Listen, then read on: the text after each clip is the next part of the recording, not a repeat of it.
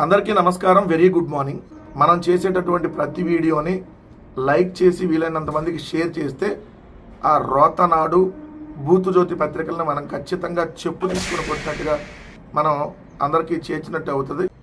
మనం ప్రతిరోజు 2 టెర్రరిస్ట్ పత్రికల మీద ఏదైతే ఆ ఎల్లో టెర్రరిజం మీద యుద్ధం చేస్తూ ఉన్నామో ఆ యుద్ధాన్ని ఖచ్చితంగా కంటిన్యూ చేయమని, ఎస్ వాళ్ళు చేస్తున్నటువంటి ఈ టెర్రరిజం ఎల్లో టెర్రరిజంని అంతమొందించాలని చెప్పి ఎవరైతే నాకు పర్సనల్గా ఫోన్లు చేసి మెసేజ్లు చేసి ఎవరైతే అభినందించారో వాళ్ళందరికీ కృతజ్ఞతలు తెలియజేస్తూ ఉన్నాను.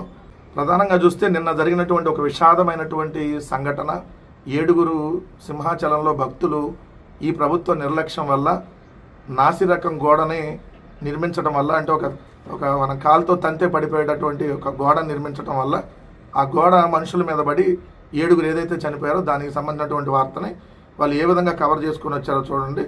అప్పన్న చందనోత్సవ వేళ ఘోరం, కొండపోత వానకు గోడ కూలి 7 భక్తులు దుర్మరణం. టెర్రరిస్ట్ పత్రిక అంటే ఇదే అనేది, ఓకే అనరు. గోడ కూలటం వల్లే చనిపోయింది, కానీ గోడ కూలటానికి కారణం ఎవరు? మరి కొండపోత వానలు గులిస్తే ఇదే సింహాచలంలో మరి మిగిలిన ఎక్కడ గోడ ఎందుకు పడిపోలేదు? ఈ ఒక్క గోడ ఎందుకు పడింది? ఇంకా విశాఖపట్నంలో ఎక్కడ ఏ గోడ ఎందుకు కూలలేదు? ఒకటే కూలింది. ఇది కదా వార్త రాయాల్సింది. జగన్ గారి ప్రభుత్వంలో జరిగితే ఏం రాసేవాళ్ళు? జగన్మోహన్ రెడ్డి గారే గుత్తేదారు, తాడేపల్లి ప్యాలెస్కి ఇక్కడి నుంచి డబ్బులు వెళ్ళిపోయినాయి, అందుకని నాసిరకం గోడ కట్టారని చెప్పి పిచ్చి వాగుడు వార్తలు రాసేవాళ్ళు కదా, టెర్రరిజం ముసుగేసుకొని. సో ఇప్పుడు దీంట్లో లోపలికి వెళ్ళినా గోడ నిర్మాణంలో నిలువెత్తు నిర్లక్ష్యం, వైదిక సిబ్బంది వద్దన్న అడ్డగోలుగా కట్టేశారు, మూర్ఖంగా వ్యవహరించిన పర్యాటక శాఖ, హడావుడిగా చేపట్టిన పనులే కొంప ముంచాయి. 5 మంత్రుల కమిటీ వెళ్ళింది కదా, ఏ గుడ్డిగాడికి పల్లిదోమారు? 5 మంత్రుల కమిటీ సింహాచలం గుడికి వెళ్ళి ప్రసాదం తిని వచ్చారు, అంతేనా? పన్నులు చూడలేదా? ఓన్లీ ప్రసాదం దర్శనం చేసుకుని వచ్చారా 5 మంత్రుల కమిటీ? పునాది లేకుండా సిమెంట్ ఇటుకలు పేర్చి గోడ నిర్మాణం, సామాజిక మాధ్యమాల్లో వైరల్ అయిన ఫోటో. వైరల్ అయ్యేదన్నా జరిగిందే కదా, అది రాయండి మీరు. వాన నీటి ఉధృతి కోతకు గురై కూలిపోయిన కూడా వాన నీటి ఉధృతి కాదు. దయచేసి తప్పుదో పట్టించేటటువంటి కార్యక్రమం చేయొద్దు. మీ కాంట్రాక్టర్లోకి మీరు కమిషన్ల కోసం వాళ్ళ మీద కూడా ఒత్తిడి తెచ్చి అడ్డగోలు నిర్మాణాలు చేపట్టడం వల్ల ఇది జరిగింది. ఆ గోడ ఓ ఇంజనీర్ నిర్వాహకం, పర్యాటక అభివృద్ధి సంస్థలో ఆయన ఇష్టారాజ్యం, ప్రభుత్వం మారైనా ఆయనదే హవా.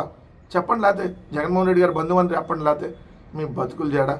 మీరు మారరు మనుషులు కాదు మీరు. 7 ప్రాణాలు తీసినా కూడా ఇంకా మీకు ఇంకా చలనం కూడా లేదు మీకు. ఈవో సెలవుపై ఎలా వెళ్తారు? ఎందుకు ఇచ్చారు సెలవు? చందనోత్సవం పెట్టుకుంటే ఎవరన్నా బుద్ధి జ్ఞానం ఉన్నాడు వెళ్తాడా? సెలవు కూడా ఇచ్చారు మళ్ళీ మీరు అతనికి. ఎట్లా ఇచ్చారు చెప్పండి? ఇది రాయాల్సినటువంటిది. తప్పు మీది, ప్రభుత్వ నిర్లక్ష్యం అని చెప్పి హెడ్డింగ్ పెట్టి రాయాలి. జగన్మోహన్ రెడ్డి గారు నిన్న పర్యటించి నిర్లక్ష్యం కారణంగా దుర్ఘటన 100% ఈ ప్రభుత్వ నిర్లక్ష్యం వల్లే ఇది జరిగిందనేది వాస్తవం. గోడ కూలిన దుర్ఘటన దురదృష్టకరం. ఉప ముఖ్యమంత్రి పవన్ కళ్యాణ్ సారీ చెప్పాడా? సారీ ఎక్కడ చెప్పలేదు. క్షమించండి మాదే తప్పు అని చెప్పి అనలేదా? అనలా. 2 జనసేనలు దాంట్లో చచ్చిపోయారంటే వాళ్ళు మరణించడం బాధాకరం. మీరు జనసేనకు ఉప ముఖ్యమంత్రి లేదంటే రాష్ట్రానికి ఉప ముఖ్యమంత్రి? మిగిలిన వాళ్ళే ప్రాణాలు కాదు, అందరికీ చెప్పండి. మొన్న కూడా అంతే, ఏదైతే 2 చనిపోతే ఆంధ్రప్రదేశ్కి సంబంధించి ఉగ్రవాదుల దాడిలో జనసేనకు సంబంధించిన ఒక ఆయనకు మాత్రం మీరు నివాళులు అర్పించి వాళ్ళ కుటుంబానికి మాత్రమే డబ్బులు ఇస్తామని చెప్పారు. అంటే మీరు ఈ రాష్ట్రానికి ఉప ముఖ్యమంత్రి అన్న సంగతి మర్చిపోయినట్టున్నారు. ప్రకృతి వైపరీత్యంతో సింహాచలంలో ప్రమాదం, మంత్రి ఆనం రామనారాయణ రెడ్డి. ఏ మంత్రినా? దేవాదాయ శాఖ మంత్రి. మర్చిపోయాను, ఒక ఆయన ఉన్నాడు కదా దేవాదాయ శాఖ మంత్రి.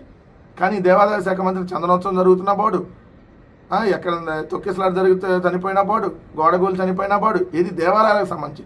దేవాలయాల్లో ఇన్ని ఘోరాలు జరుగుతుంటే ఏ రోజు నోరెత్తి మాట్లాడడం, ఏ రోజు కనీసం అక్కడికి వెళ్ళడం. ఈయన దేవాదాయ శాఖ మంత్రి. నిన్న కూడా నెల్లూరులో కూర్చొని ప్రెస్ మీట్ పెట్టాడు.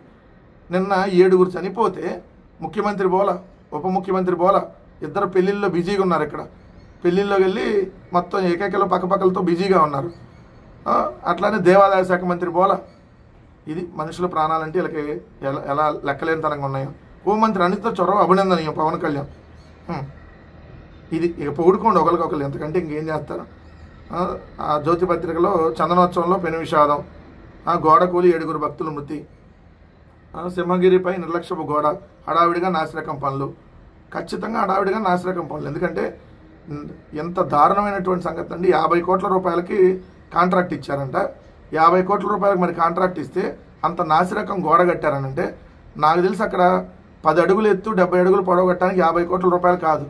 మరి 50 కోట్ల రూపాయల కాంట్రాక్ట్ ఇస్తే అంత నాసిరకంగా మనిషి గట్టిగా తోస్తే పడిపోయేటట్టు గోడ ఉంటే మరి గాలి వస్తే ఎందుకు పడిపోదు?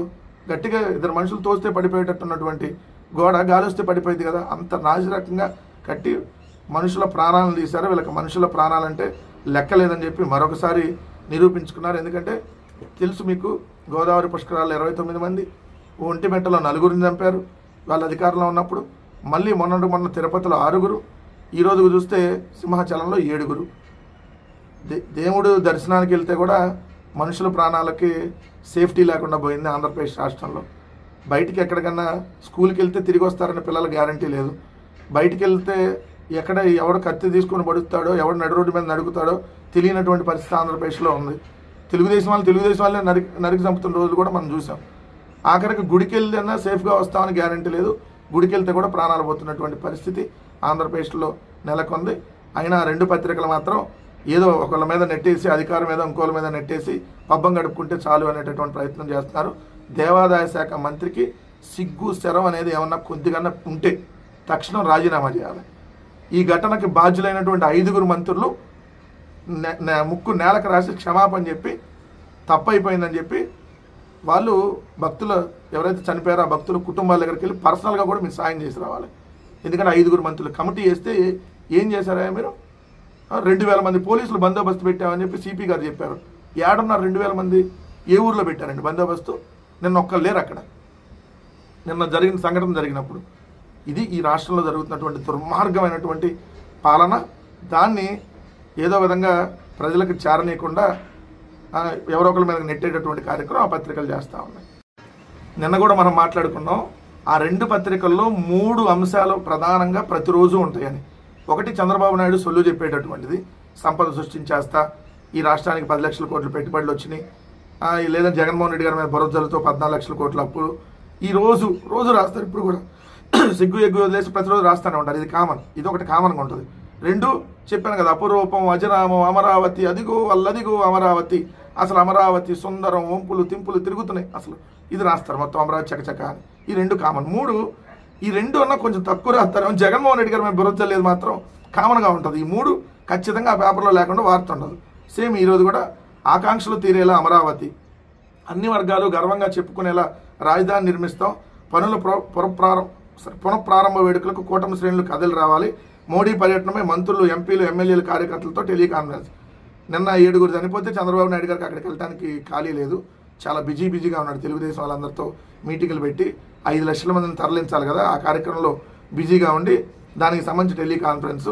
ప్రధాని సభకు 5 లక్షల మంది, అన్ని నియోజకవర్గాలు భాగస్వామి ఉండేలా ఏర్పాట్లు, రాజధాని కోసం వచ్చే వారి కోసం 8,000 బస్సులు, 8 జిల్లాల కంటే 6,600, మిగిలిన 120 జిల్లాలకి 1,400, అంటే 8,000 బస్సుల్లో తరలిస్తున్నారు ప్రజల్ని. ఎన్ని వందల కోట్లు ఖర్చు అయితే రాయాలి కదా దాన్ని కూడా. 8,000 బస్సులు, 8,000 బస్సులు అంటే చిన్న విషయమా? 5 లక్షల మందిని తరలిస్తున్నారంట. అందరి పండగ అదిరేలా 5 జిల్లాల నుంచి 2.81 లక్షల మంది తరలింపు, మిగిలిన జిల్లాల నుంచి మిగిలిన వాళ్ళు. అది ఇదేంది అందరి పండగ అదిరేలా అండి? అడ్డం పెట్టినప్పుడు అందరి పండగ అదిరిపోయేలాగా ప్రజలు రావాలి కదా, మీరు తరలించడం ఏంది? అందరి పండగ అన్నారు, అదిరేలా అన్నారు. అందరి పండగ అయితే ప్రజలు స్వచ్ఛందంగా వచ్చేస్తారు కదా. 5 లక్షల మందిని బస్సులు పెట్టి 8,000 బస్సులు పెట్టి తరలించాల్సినటువంటి అవసరం ఏముంటుంది? ఏపీకే దేశంలో అత్యధికంగా పెట్టుబడులు వచ్చేసినాయి అంట. నెంబర్ 1 ఏపీ దేశంలో. దేంటో మనుషుల ప్రాణాలను తీసేదంట, పెట్టుబడిలో కాదు. గుడికి వెళ్తే సేఫ్టీ లేదు, దేవుడి దగ్గరికి వెళ్తే దేవుడి దగ్గరికే పంపించేస్తున్నారు డైరెక్ట్గా. దేవుడిని దర్శనానికి చేసుకుందామని భక్తులు వెళ్తే మీకు దర్శనం వద్దని చెప్పి నేరుగా పైన దేవుడి దగ్గరికే పంపిస్తున్నారు. ఇంత దారుణమైనటువంటి పరిస్థితులు ఈ రాష్ట్రంలో ఉన్నాయి చూడండి. వర్షాపై తప్పుడు ప్రచారాన్ని తిప్పికొట్టాలి, భూమి 1,50,00,000 కేటాయించాం. మీరు తప్పుడు ప్రచారం చేస్తున్నారు ముఖ్యమంత్రి గారు. వర్షాకి 50 లక్షలకి ₹1,00,00,000 కేటాయిస్తే జీవో ఎందుకు ఇవ్వలేదు? టీసీఎస్కి 99 పైసలకి జీవో ఇచ్చినప్పుడు దీనికి జీవో ఎందుకు ఇవ్వాల? అంటే అది కాన్ఫిడెన్షియల్ జీవోగా ఉంచి మీరు ఏదైతే వర్షా అనేటువంటి ఒక ఉల్ఫా కంపెనీ, మీరు ఇప్పుడు వర్షా అన్నారు. ముఖ్యమంత్రి గారు మీరు వెనక్కి తీసుకోవాలి. అంటే మీ కంపెనీ పేరేందో తెలియనంత దిక్కుమాలిన స్థితిలో మీరు ముఖ్యమంత్రికి రాష్ట్రానికి ఉన్నారా? నిజంగా అసలు మీరు ఎట్లా ముఖ్యమంత్రి? ఇది వర్షా కాదు అర్సా అని ఆ కంపెనీ వాళ్ళు చెప్పారు, మీరు వర్షా అంటున్నారు. అంటే కంపెనీ పేరేదో తెలియకుండా మీరు భూములు కేటాయించారంట, దాని మీద మిమ్మల్ని దుష్ప్రచారం చేస్తున్నామంట. సిగ్గుండాలి మాట్లాడటానికి ముఖ్యమంత్రి గారు. ఇది వర్షా కాదు అర్సా అని చెప్పి ఆ ఊరు పేరు లేని అడ్రస్ లేనటువంటి అర్సా బ్యాచ్ ఉర్సా బ్యాచ్ చెబుతుంది కదా, ఇది ఇంతకు అర్సానా ఉర్సానా? మేము తప్పుడు ప్రచారం చేస్తున్నావా? వచ్చే నెలలో ఏదో పథకాలు ఇస్తారంట, రోజు వచ్చే నెల అప్పు రేపులానే ఉంటుంది అది. భక్తులకు అంతరాయం కలుగుతుందని సింహాచలం వెళ్ళలేదు. అబ్బా పెద్ద జోకేశారే, భక్తులకు అంతరాయం కలుగుతుందని వెళ్ళలేదా? ఆహా, ఇలా కూడా చెబుతారా ముఖ్యమంత్రి గారు? అంటే మీ నోటికి ఏదొస్తే అది చెప్పేస్తారా? అదే ఒకవేళ జగన్మోహన్ రెడ్డి గారు వెళ్ళకపోతే దుర్మార్గుడు, దుష్టుడు, నీచుడు ఏం రాసేవాళ్ళు కదా. అమరావతి మీద సమీక్షలు చేయాలి, అందుకని పోలేదని చెప్పండి. నాకు ఇది ముఖ్యం, ముందు 5 లక్షల మంది జనాలను తోలుకు రావాలి, నాకు ఇది ముఖ్యం అని చెప్పి చెప్పండి. దాదాపు ఏర్పాట్లు పూర్తి. మంత్రి నారాయణ సభకు వచ్చే వారి కోసం బస్సులు, కార్లు, 3000 కార్లు పార్కింగ్కు, 3000 కార్లు, 8000 బస్సులు,